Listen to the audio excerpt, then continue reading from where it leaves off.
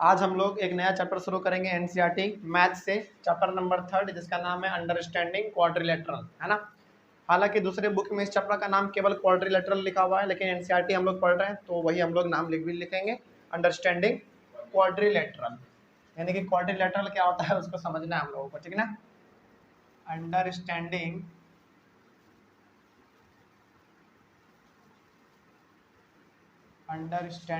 Quadrilateral,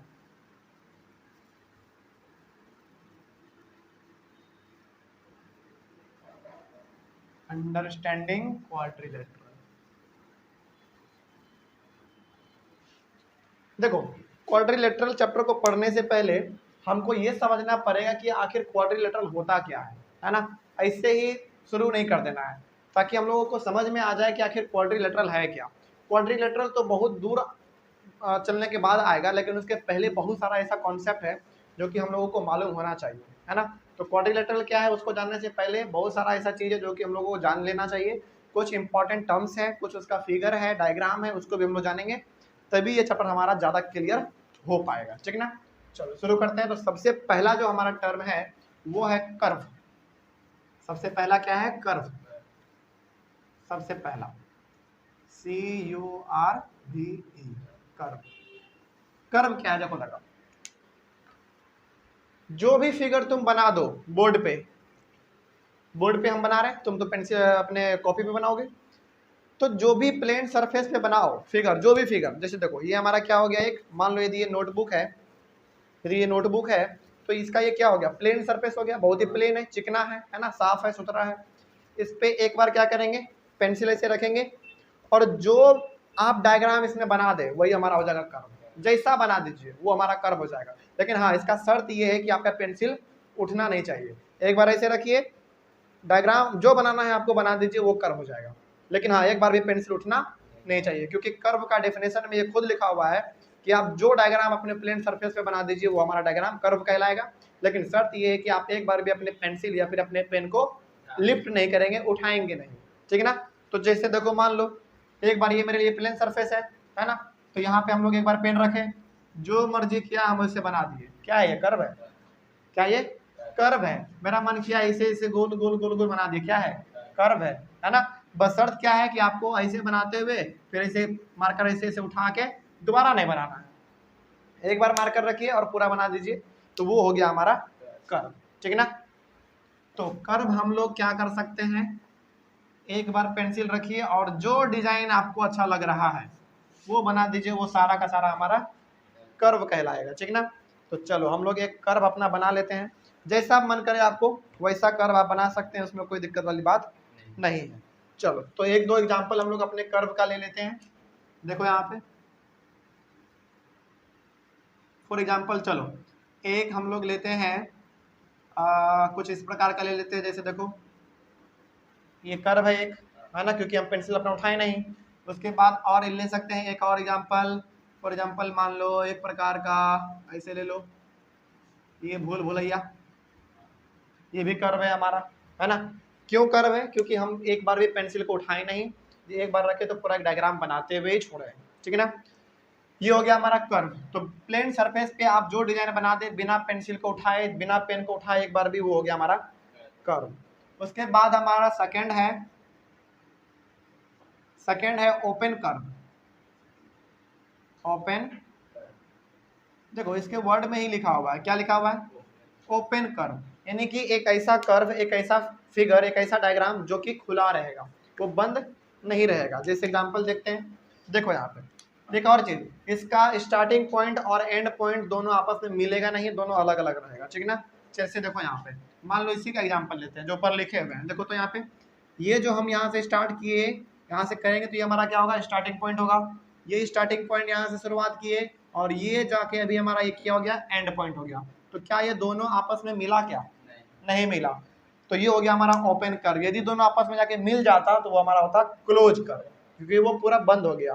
तो हमेशा याद रखना है क्या, कि ओपन कर्व हमेशा कैसा कर्व होगा? स्टार्टिंग पॉइंट और एंडिंग पॉइंट आपस में मिलेंगे नहीं, है ना। जो कि नहीं मिल पाए तो वो हमारा क्या हो गया?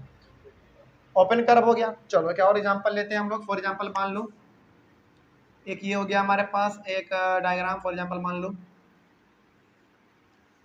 क्या ये कर्व है? क्या ये कर्व है? कर्व तो है, लेकिन ये ओपन कर्व है, लेकिन ये ओपन कर्व है क्योंकि इसका स्टार्टिंग पॉइंट और एंडिंग पॉइंट आपस में नहीं मिल रहा है। यदि इस प्रकार से मिल जाता, जैसे देखो, यदि इसे मिल जाता तो ये हमारा क्लोज कर्व हो जाता, लेकिन ऐसा तो इसमें है कुछ नहीं, है ना। तो ये हो गया हमारा ओपन कर्व। ओपन कर्व का शर्त ही ये है कि इसका स्टार्टिंग पॉइंट और एंड पॉइंट आपस में नहीं मिलेंगे। तो इसका छोटा सा बना लेते हैं इस प्रकार का, ये हो गया हमारा, ठीक है ना। ये हो गया हमारा ओपन कर्व का example.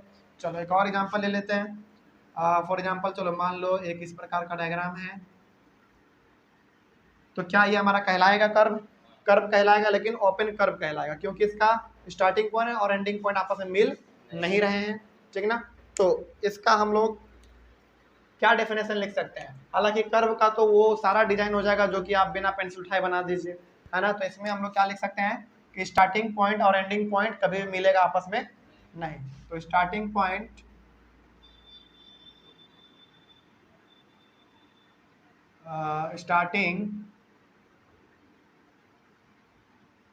Starting and ending point do not meet, हो गया, ठीक है ना। कभी भी आपस में नहीं मिलेगा तो वो हो जाएगा हमारा ओपन कर्व, ठीक है। चलो आगे बढ़ते हैं, दूसरा हो गया, तीसरा बढ़ते हैं।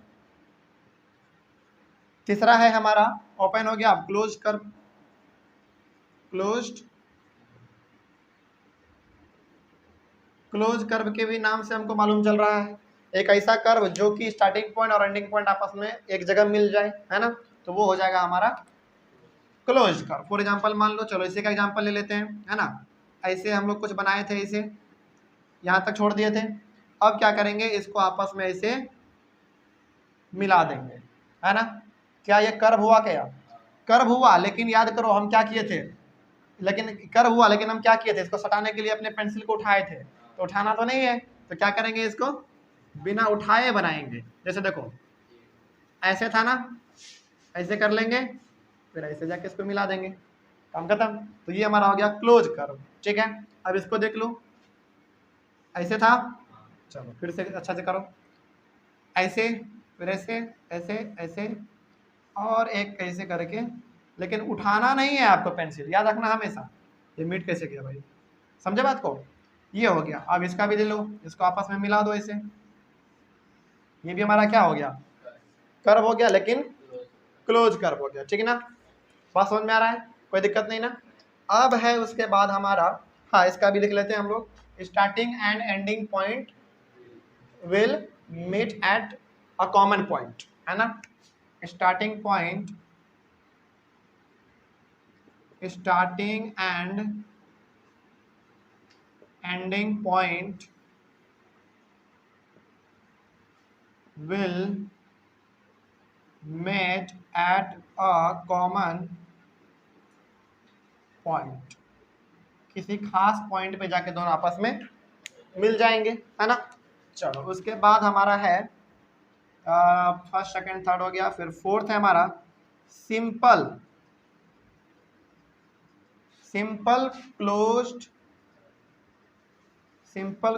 कर्व। सिंपल क्लोज्ड कर्व का एक खासियत ये है कि कभी भी कर्व आपस में इंटरसेक्ट नहीं करेंगे। इंटरसेक्ट का मतलब ये हो गया कि जैसे यहाँ पे देखो, यहाँ से शुरुआत किए थे ना, ऐसे गए, लेकिन ये वाला लाइन उसके ऊपर से चढ़ के वो गुजर गया, तो ये क्या कर दिया, यहाँ पे आपस में इंटरसेक्ट कर गया, मतलब कि एक दूसरे के ऊपर चढ़ गया। एक दूसरे के ऊपर चढ़ने का मतलब ये हो गया इंटरसेक्ट करना। तो यदि ये इंटरसेक्ट कर रहा है तो वो हमारा सिंपल क्लोज कर्व नहीं कहलाएगा, लेकिन इंटरसेक्ट नहीं कर रहा है तो वो हमारा क्या कहलाएगा, सिंपल क्लोज कर्व कहलाएगा। इसका एग्जांपल, सबसे अच्छा एग्जांपल ये है हमारा, इसका एग्जांपल ये है ना। लेकिन हाँ यहाँ पे देखो दो टर्म है, सिंपल भी है, क्लोज्ड भी है और कर्व भी है। तो कर्व होना चाहिए, क्लोज होना चाहिए और सिंपल भी होना चाहिए। तो क्या ये हमारा, हालांकि ये तो क्लोज कर्व का एग्जांपल है, तो क्या हम इसको सिंपल क्लोज कर्व के एग्जांपल में लिख सकते हैं? क्या नहीं लिख सकते हैं, क्योंकि ये आपस में इंटरसेक्ट कर रहे हैं। एक लाइन जो है ना दूसरे के ऊपर चढ़ रहा है, इंटरसेक्ट कर रहा है, कोई दिक्कत नहीं। तो हम लोग इसका एग्जांपल ये नहीं लेंगे, लेकिन ये दोनों ले सकते हैं क्योंकि ये दोनों आपस में नहीं चढ़ रहे हैं, है ना। देखो ये अपना इधर से रास्ता आया आया आया, लेकिन किसी के ऊपर चढ़ा नहीं ना, तो ये हमारा हो जाएगा सिंपल क्लोज कर्व का एग्जाम्पल, ठीक ना। तो इसका डेफिनेशन क्या लिख सकते हैं हम लोग, curve cannot intersect each other, आपस में जो है ना वो इंटरसेक्ट नहीं करेंगे। तो इसका एग्जांपल हम लोग ये दोनों लिख सकते हैं, क्योंकि दोनों हमारा क्या है, कर्व है प्लस क्लोज भी है प्लस इंटरसेक्ट भी नहीं कर रहे हैं आपस में, तो ये हो गया इसका एग्जांपल। इसका एग्जांपल ये दोनों था, ये तीनों था, इसका एग्जांपल ये था, उसके बाद फिर इसका एग्जांपल हम लोग यही डायग्राम लिख सकते हैं। अच्छा चलो ये डायग्राम ना लिख के कोई अच्छा सा डायग्राम लिखते हैं जो कि हमारा सिंपल क्लोज कर्व कहलाएगा। जैसे देखो तो एक डायग्राम ये हो सकता है, हो गया क्लोज है प्लस इंटरसेक्ट भी नहीं कर रहे हैं आपस में, है ना। एक और एग्जांपल हो सकता है हमारा, है ना, क्या है ये, कर्व है। कर्व का मतलब भी क्या हो गया, आपको जो मन में आ रहा है डिजाइन वो बना दीजिए, है ना। लेकिन हाँ सिंपल क्लोज कर्व का बात कर रहे हैं तो वो हमेशा क्या होना चाहिए, क्लोज होना चाहिए, है ना। स्टार्टिंग पॉइंट और एंडिंग पॉइंट आपस में मिलना चाहिए, प्लस आपस में इंटरसेक्ट नहीं करना चाहिए, है ना। इंटरसेक्ट यदि करता तो वो हमारा क्लोज कर्व हो जाता है। समझ आ गया, कोई डाउट इसमें।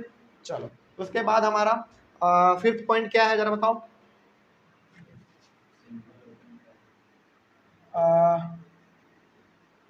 एक दो तीन चार हो गया, पांचवा पॉइंट है हमारा पॉलीगॉन। पांचवा है हमारा पॉलीगॉन है। चलो देखते हैं पॉलीगॉन क्या है। देखो पॉलीगॉन का डेफिनेशन क्या है, a simple closed curve, a simple closed curve in which only line segments are, क्या लिखा हुआ है, a simple closed curve made up of only line segments. यानी कि अब जरा देख लो यहाँ पे ध्यान से, ये जो दिख रहा है ना ये ही हमारा होना चाहिए, लेकिन इसमें जो है ना केवल और केवल लाइन सेगमेंट से ही ये बना हुआ होना चाहिए। अब याद करो लाइन सेगमेंट क्या था, जिसका कि फिक्स पॉइंट रहता है। जैसे यहाँ पे देखो यदि ये एक लाइन सेगमेंट है तो इसका फिक्स पॉइंट हमारा कहाँ कहाँ है, एक ये है एक ये है, और यदि एक लाइन सेगमेंट है तो इसका फिक्स पॉइंट एक ये होगा एक ये होगा, फिर इन दोनों का ये दोनों हो जाएगा, इन दोनों का ये हो जाएगा, इन दोनों का ये हो जाएगा, इन दोनों का ये हो जाएगा। तो ये क्या है, हमारा लाइन सेगमेंट है प्लस इसका फिक्स पॉइंट है।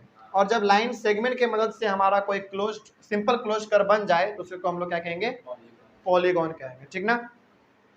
तो पॉलीगॉन का डेफिनेशन आपके बुक में लिखा हुआ है, a simple closed curve made up of only line segments is called a polygon. चलो जरा बताओ तो क्या है पॉलीगॉन। एक मिनट, पॉलीगॉन का डेफिनेशन क्या है, a simple closed curve,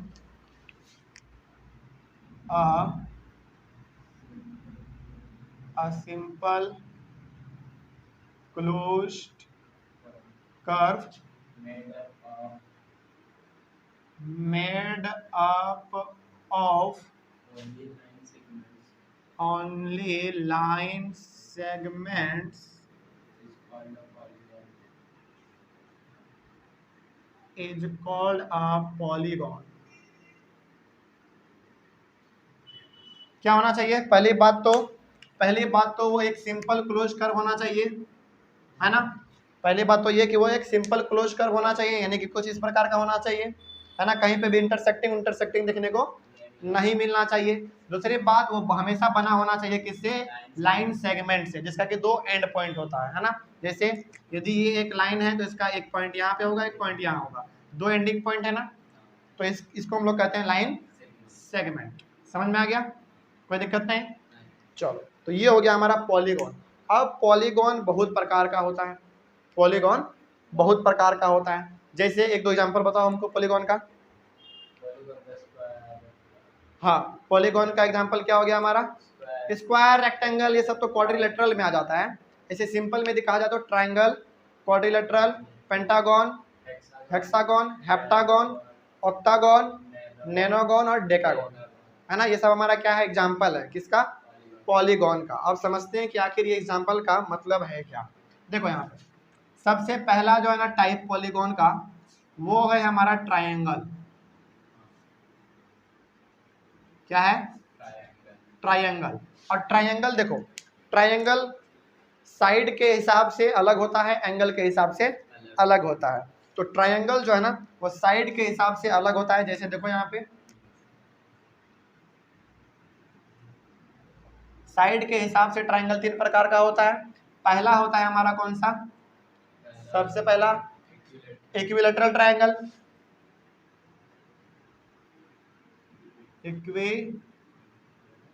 equilateral triangle, equilateral triangle है ना। इक्विलैटरल ट्रायंगल का डायग्राम कैसा होता है भाई, तीनों साइड आपस में क्या होते हैं, इक्वल होते हैं। ये भी और ये भी।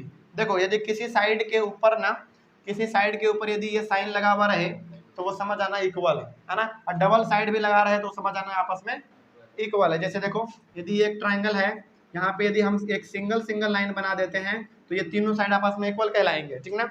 लेकिन हाँ डबल भी यदि बना देते हैं तो भी आपस में क्या होंगे, इक्वल होंगे। तो ये साइन हमेशा क्या बताता है कि इक्वल का साइन बताता है, ठीक ना।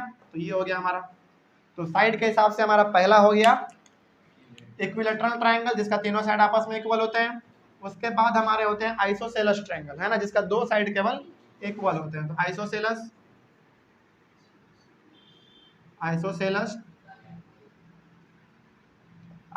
ट्रायंगल, और आइसोसेलेस ट्रायंगल का केवल दो ही साइड आपस में इक्वल होते हैं। जैसे देखो यदि ये एक ट्रायंगल है तो इसका और इसका ये साइड आपस में इक्वल होंगे, ठीक ना। चलो आगे बढ़ते हैं। फिर तीसरा होता है स्केलन ट्रायंगल, SCALENE, स्केलन।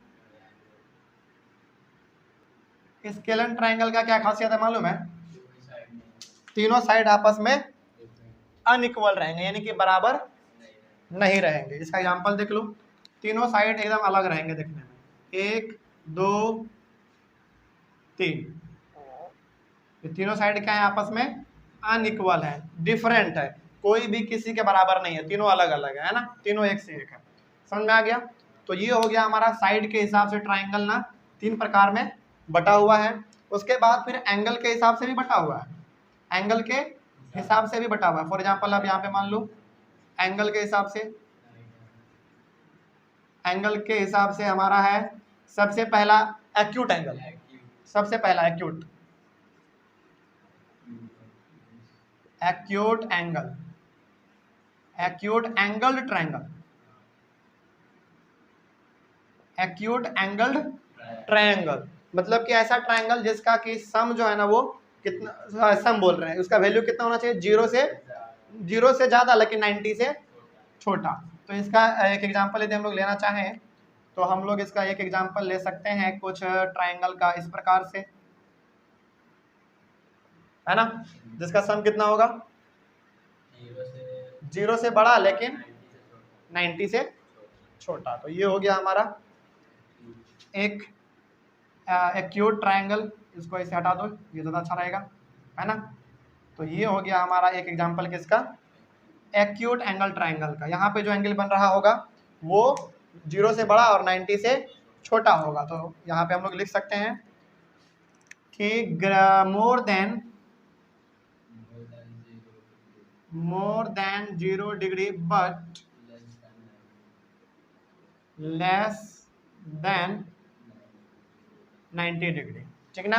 ये हो गया हमारा एंगल के हिसाब से पहला, और ये हो गया हमारा साइड के हिसाब से तीनों, है ना। तो एंगल के हिसाब से हमारा पहला हो गया। और दूसरा है हमारा पहले एक्यूट हो गया, उसके बाद राइट लिख लो, राइट एंगल्ड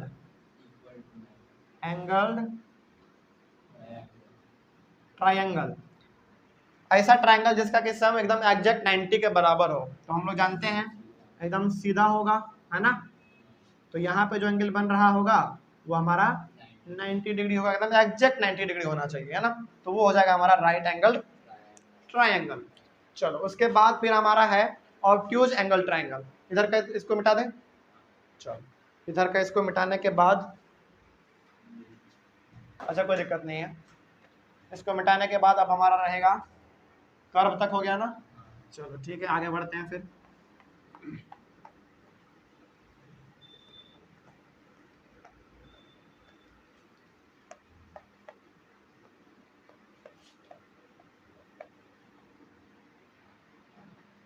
इसी के बाद है हमारा ऑब्ट्यूज एंगल्ड ट्रायंगल।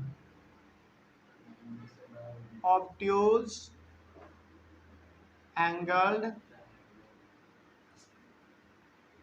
ट्रायंगल। इसका जो है ना डायग्राम कुछ इस प्रकार का होता है, देखो, हाँ कुछ इस प्रकार का, ऐसे ऐसे, है ना। यहाँ पे जो एंगल बन रहा होगा वो होगा हमारा कितना, more than 90 degree but less than 180 degree. तो यहाँ पे हम लोग लिख लेंगे more than 90 degree but less than 180 degree, ठीक ना, समझ में आ रहा है। तो अब जरा देखो यहाँ पे पॉलीगॉन क्या था, एक सिंपल क्लोज कर्व था, है ना। सिंपल क्लोज कर्व में हमारा सबसे पहला जो टाइप है पॉलीगॉन का वो हो गया हमारा ट्रायंगल। और ट्रायंगल दो हिसाब से बटा हुआ रहता है, एक साइड के हिसाब से और एक एंगल के हिसाब से। साइड के हिसाब से भी 3 ट्रायंगल होते हैं और एंगल के हिसाब से भी 3 ट्रायंगल हमारे, नहीं वो तो ट्रायंगल में नहीं आते हैं, नहीं, हाँ देखो स्ट्रेट एंगल ट्रायंगल में नहीं आएगा। वो ट्रायंगल का मतलब क्या होगा, जिसका कि 3 साइड हो। अब जैसे देखो यहाँ पे ये खुला हुआ है तो एक साइड हम यहाँ पे मिला सकते हैं, एक साइड यहाँ से हम लोग इसे मिला सकते हैं। वो तो केवल आपको समझने के लिए यहाँ पे लिखा हुआ है। तो फिर हम लोग एक साइड यहाँ से यहाँ भी मिला सकते हैं, है ना। और स्ट्रेट एंगल में क्या होता है, एक केवल स्ट्रेट लाइन होता है, वो ट्रायंगल में नहीं आते हैं, समझ में आ गया। तो ट्रायंगल हमारा हो गया पहला पॉलीगॉन।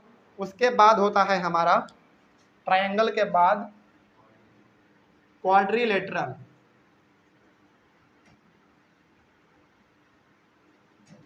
क्वाड्रिलेटरल, अब देखो हमेशा याद रखना कि ट्रायंगल में हमेशा 3 साइड होंगे, ठीक ना। ट्रायंगल में 3 साइड्स,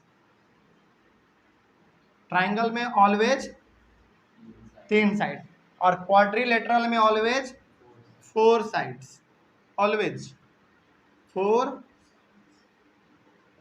4 साइड्स, ठीक है, समझ में आ रहा है। इसमें 3 लाइन सेगमेंट होंगे और इसमें 4 लाइन सेगमेंट होंगे, ठीक है। क्वाड्रिलेटरल का 1-2 एग्जांपल बताओ जरा। क्वाड्रिलेटरल का सुनो पहले, हाँ क्वाड्रिलेटरल का पहला एग्जांपल है हमारा ट्रेपीजियम। ट्रेपीजियम बताते हैं क्या है अभी।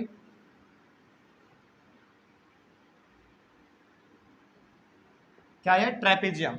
दूसरा है इसका एग्जांपल काइट, वही पतंग जो हम लोग उड़ाते हैं, है ना। इसके बाद फिर इसका एग्जांपल है पैरेललोग्राम। पैरेललोग्राम, अब पैरेललोग्राम में भी अलग अलग टाइप है। पैरेललोग्राम में भी अलग अलग टाइप है। क्या टाइप है मालूम है पैरेललोग्राम में? सबसे इसका पहला जो टाइप है वो है रेक्टेंगल। रेक्टेंगल याद करो, रेक्टेंगल का अपोजिट साइड इक्वल भी होते हैं प्लस अपोजिट साइड पैरेलल भी होते हैं, मालूम है। चलो उसके बाद दूसरा बताओ। रेक्टेंगल के बाद रोम्बस। रोम्बस कैसे किसके जैसा एक्ट करता है, स्क्वायर के जैसा। उसके बाद फिर और बताओ, स्क्वायर, समझ में आ रहा है। तो दूसरा था हमारा क्वाड्रिलेटरल। क्वाड्रिलेटरल में 4 साइड होते हैं। क्वाड्रिलेटरल का एग्जांपल हमारा ट्रेपीजियम, काइट और पैरेललोग्राम। और पैरेललोग्राम के अंदर हमारा एक दो और होता है, जैसे रेक्टेंगल, रेक्टेंगल। उसके बाद फिर हमारा होता है रोम्बस। उसके बाद फिर होता है हमारा स्क्वायर। इसका मतलब क्या हुआ, इसका मतलब ये हो गया, पहली बात तो ये जरा देखो यहाँ पे, जैसे ट्रायंगल में साइड के हिसाब से और एंगल के हिसाब से अलग अलग था, है ना। उसी प्रकार से हमारा क्वाड्रिलेटरल जो है ना, यहाँ पे ट्रेपीजियम हो गया, काइट हो गया और पैरेललोग्राम हो गया। तो क्वाड्रिलेटरल हमारे पास 3 प्रकार के होते हैं, ट्रेपीजियम, काइट और पैरेललोग्राम। और पैरेललोग्राम के अंदर हमारा होता है 3 टाइप, ठीक ना। तो क्वाड्रिलेटरल का हमेशा 4 साइड होगा, चाहे ये हो, चाहे ये या फिर ये कोई भी हो। क्वाड्रिलेटरल का 4 साइड होगा। हाँ वो अलग चीज़ है कि पैरेललोग्राम जाके बाद में फिर अलग अलग कैटेगरी बन गया उसका, अलग चीज़ है, लेकिन हमेशा कितने होंगे, 4 साइड सभी में होंगे, ठीक ना। अब थोड़ा सा इसका 1-2 डायग्राम भी हम लोग देख लेते हैं ताकि समझ में ज़्यादा आ जाए, है ना। ट्रेपीजियम में हमेशा जो है ना आपस में केवल और केवल 2 ही साइड आपस में पैरेलल होते हैं, केवल दो ही साइड आपस में पैरेलल होते हैं, ठीक ना।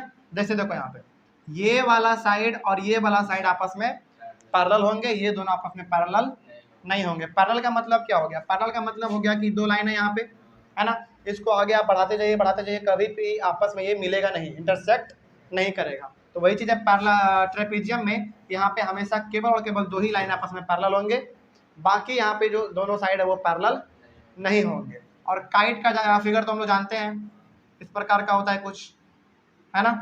काइट में ये वाला साइड आपस में बराबर होते हैं, और ये वाला साइड और ये वाला साइड आपस में बराबर होते हैं, ठीक है। और पैरेललोग्राम में अपोजिट साइड्स पैरेलल भी होते हैं और अपोजिट साइड्स इक्वल भी होते हैं। जरा समझना ध्यान से, इन दोनों में फर्क क्या है। ट्रेपीजियम और काइट में फर्क ये है, हाँ पहले बात तो ये, ट्रेपीजियम में दो साइड पैरेलल होते हैं और दो साइड आपस में पैरेलल नहीं होते हैं और बराबर भी नहीं होते हैं। ये दोनों चूंकि पैरेलल हैं तो बराबर भी नहीं होंगे लेकिन पैरेलल होंगे, है ना। जैसे देखो ये यहाँ से यहाँ तक है केवल, और ये यहाँ से यहाँ तक है, तो क्या बराबर होगा? नहीं, बराबर नहीं है, लेकिन आपस में पैरेलल है। और इसका देखो काइट में क्या है, दो साइड आपस में इक्वल होते हैं, नीचे वाले भी दो आपस में इक्वल होते हैं, लेकिन पैरेलल नहीं है, पैरेलल नहीं है। लेकिन पैरेललोग्राम में ना अपोजिट साइड्स भी पैरेलल होंगे और अपोजिट एंगल भी इक्वल होंगे। इसको हम लोग कैसे बना सकते हैं? जैसे देखो रेक्टेंगल का यदि डायग्राम बनाना चाहें तो यहाँ पे देखो रेक्टेंगल को देखो, यहाँ कुछ इस प्रकार का रहता है रेक्टेंगल में ये दोनों आपस में क्या है? अपोजिट साइड्स हैं। अपोजिट साइड आपस में इक्वल भी होंगे और पैरेलल भी होंगे। उसी प्रकार से ये वाला और ये वाला आपस में इक्वल भी होंगे और पैरेलल भी होंगे, ठीक ना। उसके बाद फिर रोम्बस देख लो, रोम्बस कुछ इस प्रकार का रहता है, रोम्बस, है ना। ये थोड़ा सा अलग बन गया है, लेकिन ये बिल्कुल का बिल्कुल चारों साइड इसका क्या रहेगा? इक्वल रहेगा, इस प्रकार का। रोम्बस का खासियत क्या है? उसका चारों साइड आपस में इक्वल होंगे प्लस आपस में पैरेलल भी होंगे, ठीक ना। उसके बाद फिर स्क्वायर का एग्जांपल देख लो, स्क्वायर तो हर कोई जानता है, चारों साइड इक्वल प्लस चारों साइड आपस में पैरेलल, ठीक ना। तो पैरेललोग्राम का क्या खासियत देख रहे हो? पैरेललोग्राम का खासियत केवल ये है कि अपोजिट साइड्स आपस में पैरेलल भी होंगे और इक्वल भी होंगे, पैरेलल भी होंगे इक्वल भी होंगे, पैरेलल भी होंगे इक्वल भी होंगे। लेकिन ट्रेपीजियम और काइट में ऐसा देखने को नहीं मिलता है। लेकिन इन सभी में कॉमन क्या देख रहे हो? कॉमन ये दिख रहा है कि सब में चार चार साइड है ना। देख लो इसमें भी चार साइड है, इसमें भी चार, इसमें भी चार, इसमें भी चार और इसमें भी चार। और काइट में देख लो सभी में तीन तीन साइड है ना। तो इसमें हो गया तीन साइड, ये हो गया हमारा चार साइड। अब हम लोग पढ़ेंगे पांच साइड वाला, ठीक ना। पांच साइड वाले को हम लोग कहते हैं पेंटागन। तो इसको मिटा दें, पांच साइड वाले को हम लोग कहेंगे पेंटागन। पेंटागन में कितने साइड होंगे? जैसे ट्रायंगल में तीन, क्वाड्रिलेटरल में चार, तो पेंटागन में पांच साइड। तो ए, बी और सी, हाँ इसमें हमारे हो जाएंगे। चलो इसको पूरा मिटा दो यहाँ पे।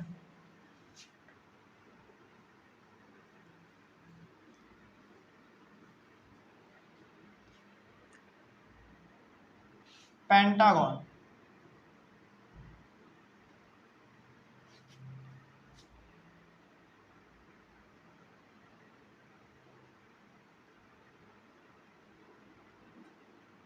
पेंटागन में कितने साइड? पांच साइड। जैसे देख लो यहाँ पे 5 साइड्स होंगे इसमें। इसका एग्जांपल देखते हैं। इसका एग्जांपल कुछ इस प्रकार का हम लोग बना सकते हैं। देखो यहाँ पे कितने साइड हुए, जरा देखो तो, 5 साइड होगा, है ना। तो 5 साइड का ऐसा डायग्राम या फिर आप कैसा भी बना लीजिए, लेकिन शर्त क्या है? वो क्लोज होना चाहिए, है ना, सिंपल क्लोज होना चाहिए, इंटरसेक्ट आपस में कहीं पे नहीं करना चाहिए। जैसा डायग्राम आप बना लीजिए वो हो गया हमारा पेंटागन, ठीक है। उसके बाद फिर बताओ, आगे बताओ फिर। पेंटा के बाद हेक्सागन। हेक्सा मतलब 6 साइड, है ना, HEXAGON। हेक्सागन में 6 साइड होंगे। जैसे एग्जांपल देखते हैं यहाँ पे हम लोग 6 साइड्स। 6 साइड्स देखो तो जरा, 1 2 हाँ, हम थोड़ा सा अभी अपना पेंसिल उठा के बना दे रहे हैं, लेकिन हाँ ये नियम नहीं है। नियम क्या कहता है, एक बार रखिए और पूरा बना दीजिए, है ना। खैर कोई दिक्कत नहीं है। 1 2 3 4 5 6 साइड हो गया, है ना। एक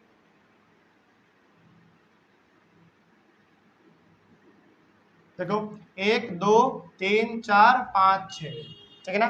तो ये हो गया हमारा हेक्सागोन, इसमें 6 साइड होते हैं। उसके बाद हेक्सा के बाद होता है हमारा हेप्टा। हेप्टा हेप्टागोन में कितने साइड, 7 साइड, 7 साइड्स, ठीक है ना।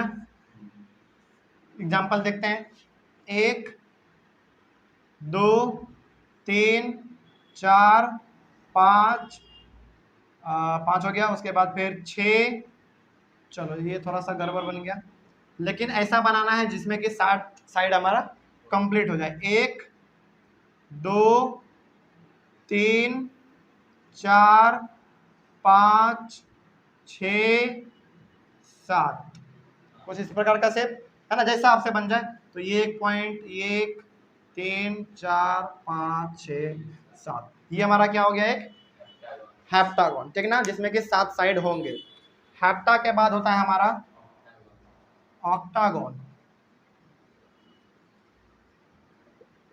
ऑक्टागोन में साइड कितने होंगे, 8 साइड होंगे, 8 साइड्स, ठीक है, 8 साइड्स। चलो बनाने की कोशिश करते हैं जरा, इसी प्रकार से बनाएंगे हम लोग। 1 2 3 4 5 6 7 8, ठीक है। पॉइंट मेंशन कर दो, ज़्यादा अच्छा लगेगा। 1 2 3 4 5 6 7 8, 8 साइड हो गया। तो ये हो गया हमारा ऑक्टागोन, ठीक है ना। आगे बना लेते हैं यहाँ पे हम लोग। ऑक्टा के बाद होता है हमारा नैनो, NaNO, नैनो है ना, नैनो क्या है, NaNO, नैनो, नैनो, नैनोगोन। चलो देखते हैं नैनोगोन क्या होता है हमारा, जिसमें कि साइड कितने होंगे, 9 साइड्स होंगे, 9 साइड्स।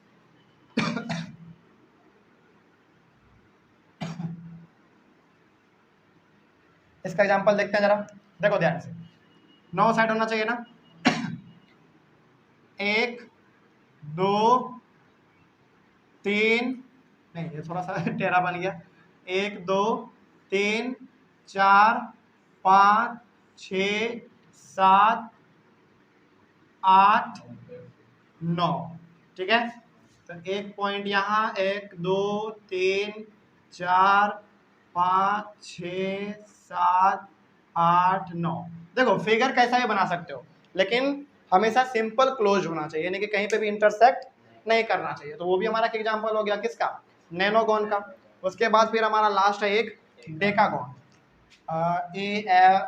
AFGH, डेकागोन, DACAGON, डेकागोन, जिसका साइड कितने होंगे, 10 साइड्स होंगे, 10 साइड्स होंगे इसके। एग्जांपल जरा देखते हैं इसका, ये थोड़ा सा टफ है क्योंकि बहुत बड़ा फिगर बन जाएगा, है ना। कोशिश करते हैं जरा, देखो 1 2 3 4 5 6 7 8 9, और एक यहाँ से मिला दो 10, ठीक है।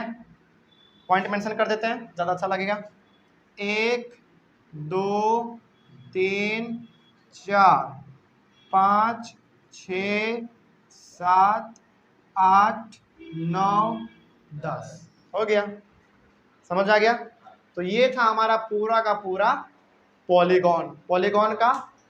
पॉलीगॉन में हमारे 3 साइड वाले को कहेंगे क्या, ट्रायंगल। 4 साइड वाले को क्वाड्रिलेटरल। क्वाड्रिलेटरल में हमारा ट्रेपेजियम, काइट और पैरेललोग्राम होते हैं। पैरेललोग्राम फिर आगे चल के 3 में डिवाइड हो जाते हैं, ठीक है ना। तो ये हो गया हमारा, इन सब का डायग्राम भी हमारे पास यहाँ पे है। और 4 साइड को हम लोग क्या कहेंगे, सॉरी ये तो हो गया 4, 5 साइड को पेंटा, हेक्सा, हेप्टा, ऑक्टा, नैनो और डेका। समझ में आ गया? तो ये साइड के हिसाब से आगे बढ़ता चला गया, इसका नाम भी चेंज होता चला गया। इतना हो गया। चलो आगे बढ़ते हैं। फिर इसके बाद फिर हमारा है कन्वेक्स पॉलीगॉन और कॉनकेव पॉलीगॉन, ठीक है ना। कन्वेक्स और कॉनकेव पॉलीगॉन ये क्या होता है जरा इसको भी समझ लेते हैं। देखो कितना नंबर तक हम लोग किए थे? अच्छा कोई दिक्कत नहीं, नंबर तो याद नहीं है लेकिन समझ लेते हैं हम लोग। 5 था तो ये 6 होगा। चलो यदि नंबर गलत भी हो जाए तो तुम लोग अपना कर लेना।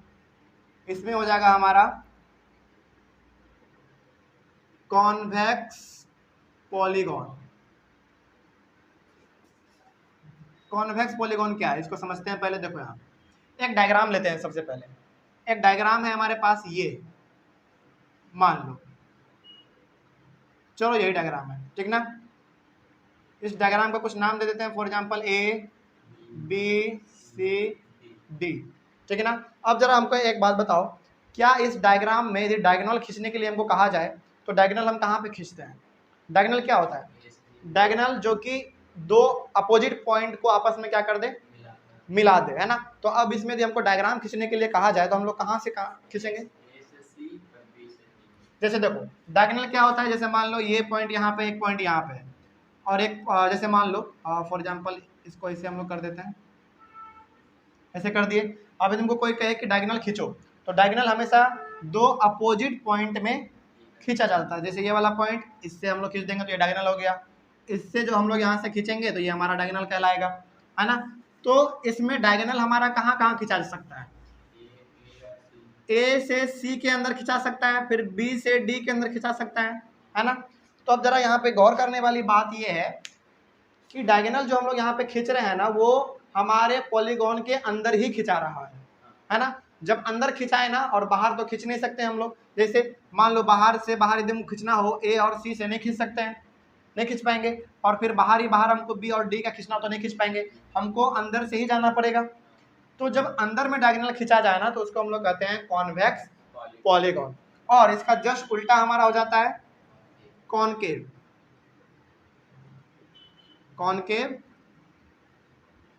पॉलीगॉन, कॉनकेव पॉलीगॉन इसका जस्ट उल्टा है, यानी कि आप डायगोनल जो है ना वहां पे बाहर में खींचते हैं, ठीक है ना। एक डायग्राम बनाते हैं। देखो यहाँ पे एक डायग्राम है हमारे पास, ये देखो ध्यान से। यदि हमको इसमें डायगोनल खींचने के लिए कहा जाए, यदि हमको इसमें डायगोनल खींचने के लिए कहा जाए तो हम लोग क्या करेंगे? मेनली हम लोग इस पॉइंट से इस पॉइंट को मिला देंगे, तब हमारा एक फिगर भी अच्छा सा बन जाएगा और हमारा डायगोनल का भी काम कर देगा ये, क्योंकि दोनों आपस में अपोजिट पॉइंट है ना। तो इन दोनों में फर्क केवल ये है ना कि पॉलीगॉन के अंदर यदि हम लोग डायगोनल खींचते हैं तो वो हमारा हो जाता है कॉन्वेक्स पॉलीगॉन, और यदि हम लोग उसके बाहर खींचते हैं तो वो हमारा हो जाता है कॉनकेव पॉलीगॉन, ठीक है ना। कोई दिक्कत नहीं समझने में। चलो ये हो गया हमारा 7 नंबर। उसके बाद है हमारा 8 नंबर में, 8 नंबर में हमारा रेगुलर पॉलीगॉन। अब रेगुलर पॉलीगॉन क्या है समझते हैं पहले इसको। रेगुलर पॉलीगॉन,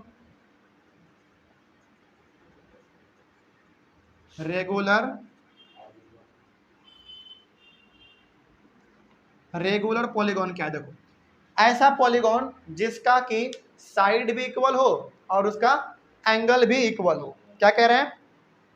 साइड भी इक्वल हो और एंगल भी इक्वल हो। एग्जांपल बताओ जरा। स्क्वायर, इक्विलेटरल ट्रायंगल, है ना। एग्जांपल क्या हो जाएगा इसका? स्क्वायर। देखो तो जरा ध्यान से, यदि ये एक स्क्वायर है और स्क्वायर का सारा साइड क्या होता है? आपस में इक्वल होता है, तो ये इक्वल होंगे सारे साइड, और हर एक एंगल भी 90-90 के बराबर होता है ना। तो हम लोग यहाँ पे क्या कहेंगे? साइड भी इक्वल है, एंगल भी इक्वल है, तो ये हमारा हो गया रेगुलर पॉलीगॉन, ठीक है। इसका दूसरा एग्जांपल ले लो। इसका दूसरा एग्जांपल इक्विलेटरल ट्रायंगल ले लो। इक्विलेटरल ट्रायंगल में क्या होता है? तीनों साइड आपस में इक्वल होते हैं, जैसे ये भी बराबर होगा, ये भी बराबर होगा, ये भी तीनों आपस में बराबर होंगे, और तीनों का डिग्री भी कितना होता है? 60-60 होता है, इक्वल होते हैं। तो यहाँ पे क्या हो गया हमारा? डिग्री भी इक्वल दोनों का, यानी कि एंगल भी इक्वल और साइड भी इक्वल। तो ये हो गया हमारा रेगुलर पॉलीगॉन, ठीक है ना। उसके बाद जैसे इसका उल्टा इरेगुलर पॉलीगॉन, तो इसका हम लोग यहाँ पे लिख देते हैं 8 हो गया। 9 number irregular, irregular irregular polygon क्या होंगे? जिसमें कि साइड और एंगल आपस में इक्वल ना हो। जैसे साइड भी अलग होंगे, इक्वल भी एंगल भी अलग होंगे। जैसे इसका एग्जांपल बताओ एक। रेक्टेंगल। रेक्टेंगल में क्या है कंडीशन जरा बताओ तो। हाँ हाँ, एक मिनट। रेक्टेंगल पहले बना लेते हैं। देखो यहाँ पे ये हमारे पास क्या है, एक रेक्टेंगल है। इसमें क्या है, दो अपोजिट साइड केवल इक्वल है। ये दोनों आपस में इक्वल होंगे और ये दोनों आपस में इक्वल होंगे। एंगल देखो समझना यहाँ पे ध्यान से, यहाँ पे क्या है, यहाँ पे सारा साइड आपस में इक्वल है ना, यहाँ पे भी सारा साइड आपस में इक्वल है, सारा एंगल भी इक्वल है, सारा एंगल भी इक्वल है। लेकिन यहाँ पे क्या वैसा है, यहाँ पे सारा एंगल तो इक्वल है, क्योंकि यहाँ पे भी 90 बनेगा, यहाँ पे भी 90 बनेगा और यहाँ पे भी 90 बनेगा। इक्वल एंगल जो है ना इक्वल है, लेकिन क्या सारे साइड इक्वल है? नहीं है। तो ये हमारा रेगुलर पॉलीगॉन नहीं कहलाएंगे। समझ में आ गया ना? चलो उसके बाद दूसरा बताओ हमको। स्केलन ट्रायंगल है ना, स्केलन ट्रायंगल फॉर एग्जांपल मान लो एक ये हो गया और फिर एक ये हो गया। पहली बात तो ये कि ना इसका साइड इक्वल है, एंगल यदि मान लो यदि इसका हालांकि इसका एंगल भी इक्वल नहीं होगा, क्योंकि स्केलन है तो एंगल भी इसका अलग अलग होगा और साइड तो इक्वल है ही नहीं, अलग अलग है। तो ये हो गया हमारा इरेगुलर पॉलीगॉन का एग्जांपल। समझ में आ गया ना? तो रेगुलर क्या था हमारा, जिसका साइड भी इक्वल हो, एंगल भी इक्वल हो, उसको हम लोग कहेंगे रेगुलर पॉलीगॉन। और जिसका दोनों या फिर दोनों में से कोई एक भी है तब भी हम उसको इरेगुलर ही कहेंगे। जैसे मान लो यहाँ पे एंगल इक्वल था तो क्या हम इसको रेगुलर कर देंगे? नहीं, साइड भी होना चाहिए बराबर, है ना। तो जिसमें कि एंगल था लेकिन साइड नहीं था, तो ये हो गया हमारा इरेगुलर। और इसमें क्या था, अंदर यदि डायगोनल बन पा रहा है तो वो हो गया हमारा कॉन्वेक्स, और यदि बाहर बन पा रहा है तो वो हो गया हमारा कॉनकेव। कोई दिक्कत नहीं, इतना में आप कहीं पे भी कोई दिक्कत। तो पॉलीगॉन कितने प्रकार के होते हैं मालूम चल गया, triangle, quadrilateral, penta, hexa, hepta, octa, nona, deca. ठीक है, समझ में आ गया। और ये हमारा कॉन्वेक्स, कॉनकेव, रेगुलर और इरेगुलर सब चीज समझ में आ गया। चलो अब जब हम लोग अपने चैप्टर को शुरुआत करेंगे ना तो हर चीज समझ में आएगा, कहीं पे भी कुछ छूट तो नहीं रहा है? नहीं, कुछ नहीं छूट रहा है। यहीं पे क्लास ओवर किया जाए, कोई डाउट है इसमें? चलो आज से क्लास यहीं पे ओवर करेंगे। Thank you very much.